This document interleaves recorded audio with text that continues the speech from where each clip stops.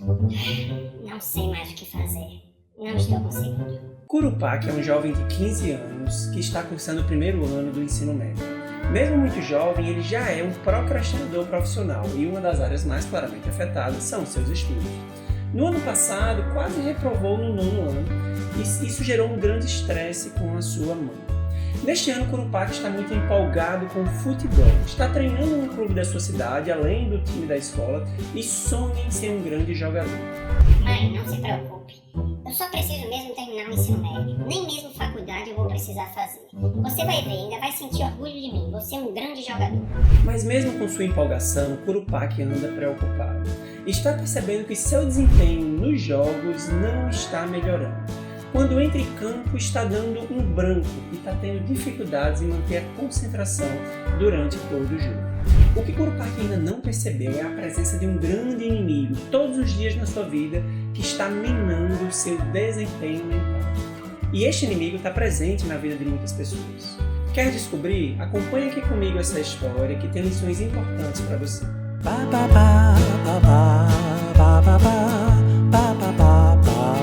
Olá, eu sou o Dr. Thiago Bezerril, médico psiquiatra, e aqui eu te ajudo a entender melhor sobre psiquiatria e saúde mental. Então vamos entender aqui qual é a queixa de Curupac, o que é que realmente estava incomodando ele. As queixas deles poderiam ser reunidas em raciocínio lento e dificuldades para tomar decisão em relação ao jogo, né? Isso que estava incomodando ele, apesar de um grande prejuízo na vida acadêmica. No momento isso não estava o preocupando, né? Dentro do campo de motivação dele, que era o jogo, que era o treinamento, ele estava muito incomodado com seu desempenho durante as partidas. E isso envolvia essa lentidão de raciocínio e a dificuldade para a tomada de decisão ali durante o jogo. Isso tem a ver com as chamadas funções executivas, que são um conjunto de atributos do nosso cérebro que fazem com que a gente execute as tarefas do dia a dia. Funções executivas de executar, né? E você que está aqui me assistindo, todos nós precisamos das funções executivas íntegras, funcionando perfeitamente bem, para realizar nosso trabalho do dia a dia. E isso tem a ver com desempenho mental, né? Como a nossa mente está conseguindo desempenhar as tarefas. Existem dois grandes ingredientes para um bom desempenho mental, que são motivação e nível de alerta. Motivação é o quanto você está interessado, o quanto você deseja executar aquela tarefa. Motivação, motivo para ação. É um elemento central do nosso sistema de recompensa. Eu já falei isso, inclusive, em outros vídeos. O outro ingrediente é o nível de alerta. Alerta é o contrário de sonolência. Eu preciso estar realmente atento, alerta no sentido de não estar sentindo sono, para que eu consiga executar qualquer tarefa bem, né? Então esses dois ingredientes são importantes. E o detalhe é que Curupac ele estava vivenciando, ele tinha esses dois ingredientes, essas duas questões estavam ok para ele nas partidas de futebol, ele estava motivado e ele não sentia sono, né? Ele não tinha nenhuma queixa durante toda a partida ou um pouco antes da partida de que ele tivesse sono ou sonolência ou algum tipo de indisposição nesse sentido. Então, qual era o problema, né? Se esses dois elementos estavam presentes, que são indispensáveis para as funções executivas, qual era o problema de Curupac? E antes que eu te mostre melhor o problema dele, se você chegou até aqui no vídeo, está gostando desse assunto, dá um like aqui para sinalizar para o YouTube que esse vídeo é importante e assim chegar a mais pessoas.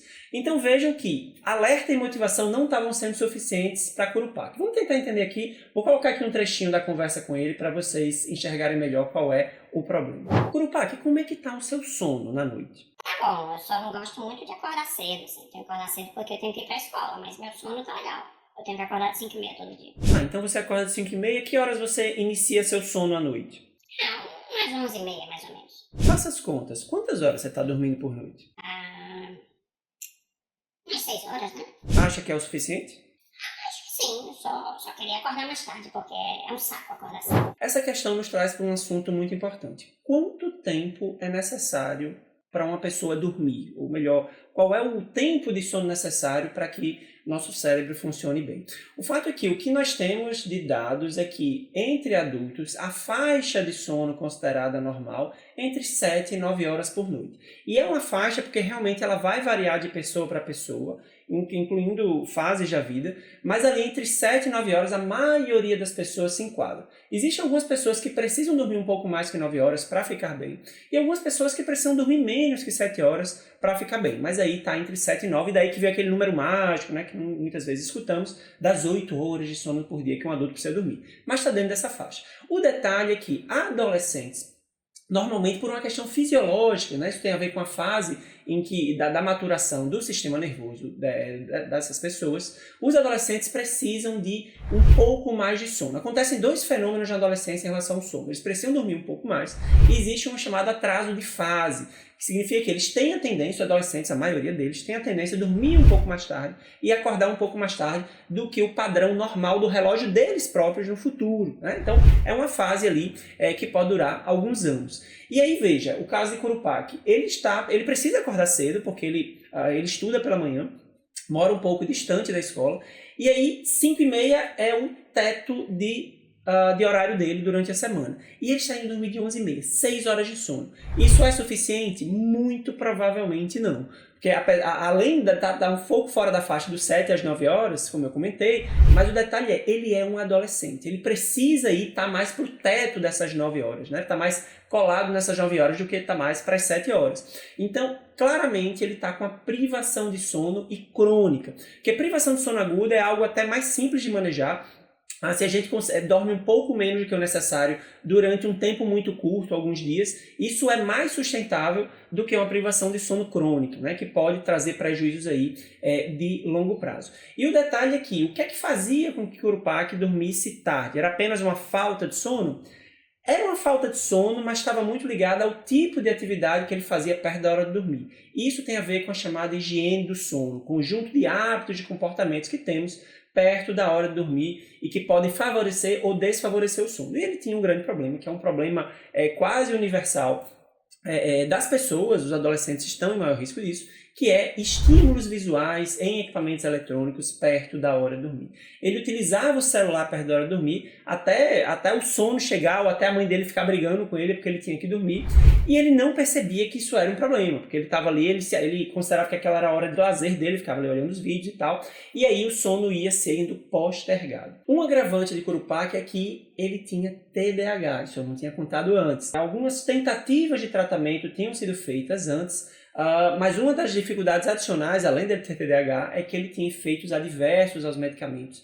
Os medicamentos no TDAH que podem auxiliar muito numa série de melhoramentos de comportamento, ele não estava conseguindo usar porque ele teve efeitos adversos a vários medicamentos. Não é o mais comum você não conseguir usar nenhum dos medicamentos de primeira linha, mas esse era o caso dele. E aí, dentro do TDAH, existe uma dificuldade adicional que tem a ver com a procrastinação. Pessoas com TDAH procrastinam mais, têm dificuldade de adiar gratificação e de autorregular seu comportamento. Isso acontecia em relação ao sono. Apesar de, em alguns momentos, ele considerar que deveria dormir mais cedo, mas simplesmente ele não conseguia. Ele não conseguia trocar, né, o benefício de dormir mais cedo pelo benefício ou pelo prazer de estar ali interagindo com o seu celular. E aí, o fato dele ter TDAH é um agravante, mas mesmo as pessoas que não têm o TDAH, isso aqui é um grande problema. E os adolescentes são mais vulneráveis a essa questão da higiene do sono, de estarem dormindo menos do que o necessário, porque na adolescência existe uma tendência natural de procrastinar um pouco mais, de ter mais dificuldades com essa autorregulação. Isso é fisiológico do adolescente, pode até ser confundido com TDAH em alguns casos.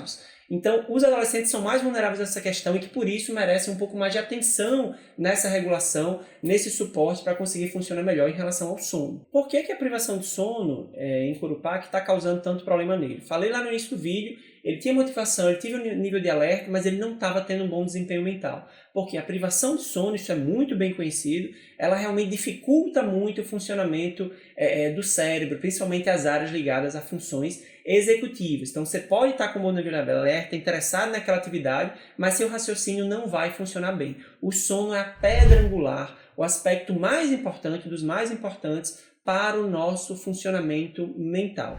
Então, o que é preciso fazer no caso de Curupac? É muito importante que ele, inicialmente, tome consciência da necessidade de dormir mais. Ele precisa entender que essa relação de sono, esse sono mais curto, está causando um prejuízo mais visível na vida dele. Sem sono, ele não vai conseguir melhorar. E nesse aspecto, e por ele ser um adolescente, não ser um adulto ainda, os pais precisam entrar muito forte nessa regulação.